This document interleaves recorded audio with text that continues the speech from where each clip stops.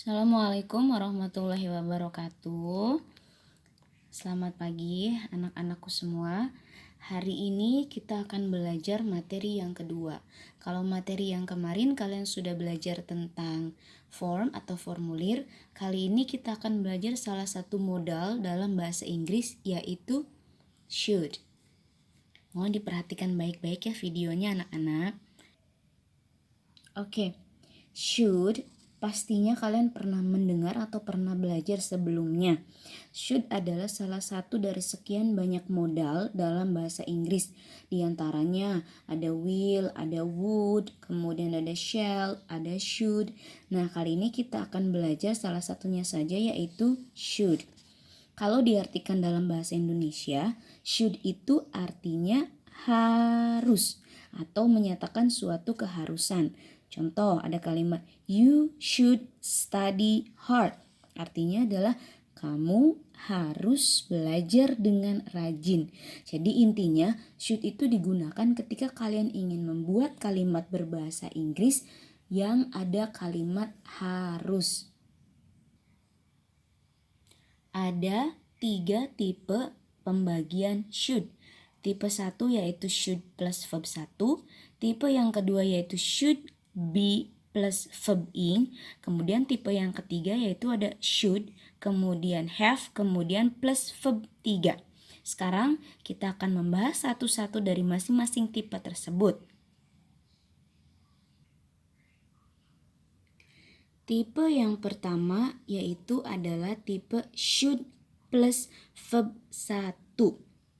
Oke, tipe yang pertama ini untuk menyatakan suatu saran atau keharusan. Ciri-ciri dari tipe yang pertama yaitu setelah kalimat should itu digunakan atau menggunakan kalimat verb 1. Verb itu artinya kata kerja ya. Jadi kata kerja yang digunakan dalam tipe 1 ini yaitu kata kerja verb 1 atau kata kerja bentuk dasar. Kita lihat contohnya. I should call my friend. Saya harus menelpon teman saya. Lihat di sini, ada kata should, kemudian setelah kata should-nya itu ada kata call. Call itu kata kerja bentuk pertama, tidak mendapatkan imbuhan apa-apa.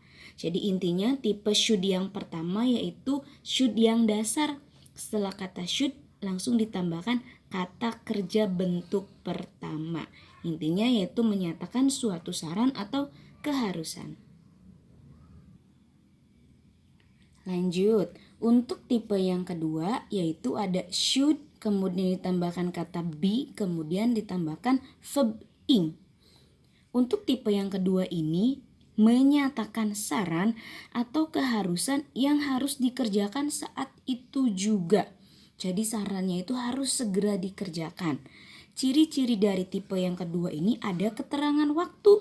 Keterangan waktunya yaitu bisa menggunakan kata now yang artinya sekarang atau bisa juga kata at the moment. Now sama at the moment ini artinya sama. Kita lihat contohnya. They should be learning English now.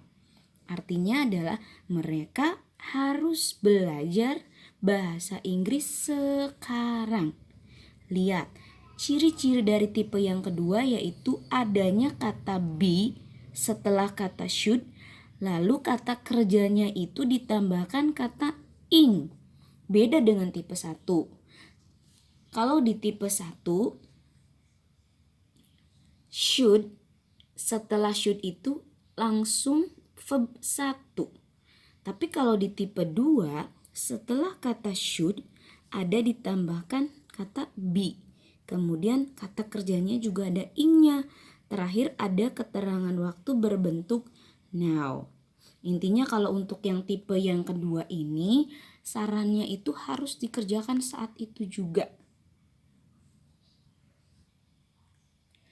Untuk tipe yang terakhir yaitu tipe yang ketiga ada should ditambahkan have ditambahkan verb 3 atau kata kerja bentuk yang ketiga.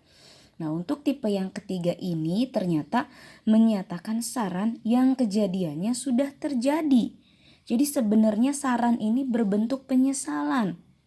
Sarannya tidak berarti apa-apa dan tidak mungkin bisa dikerjakan. Karena bagaimana dikerjakan kalau terjadinya itu sudah. Ciri-cirinya adalah kata kerja yang digunakan yaitu kata kerja bentuk ketiga atau verb 3. Lihat contohnya. You should have called me if you need help. Kamu seharusnya menelpon saya kalau butuh bantuan. Faktanya berarti kamu tidak menelpon saya. Jadi yang terjadi hanya penyesalan. Karena memang kejadiannya itu sudah terjadi. Lihat di sini, ada kalimat should, kemudian ada have. Kata kerjanya juga bentuk kata kerja yang ketiga. Jadi kalau mau disimpulkan dari tipe yang satu ini, ciri-cirinya ingat. Kalau untuk yang tipe 1 ini, should setelah kata should langsung ke verb 1. Ini menyatakan saran umum. Nah, kalau tipe yang kedua, ciri-cirinya ada should, kemudian ada be, kemudian ada verb ing.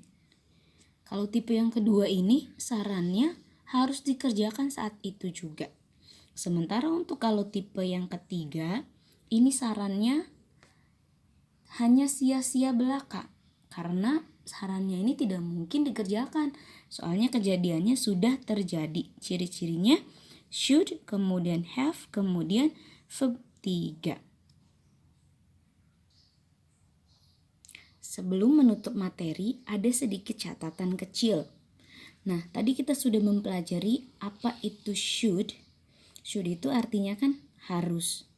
Lantas ada bentuk negatif dari should, yaitu should not atau bisa disingkat shouldn't. Kalau should itu artinya harus, maka shouldn't artinya seharusnya tidak. Ini hanya lawannya saja. Lihat contohnya. You should run. Kamu harus lari.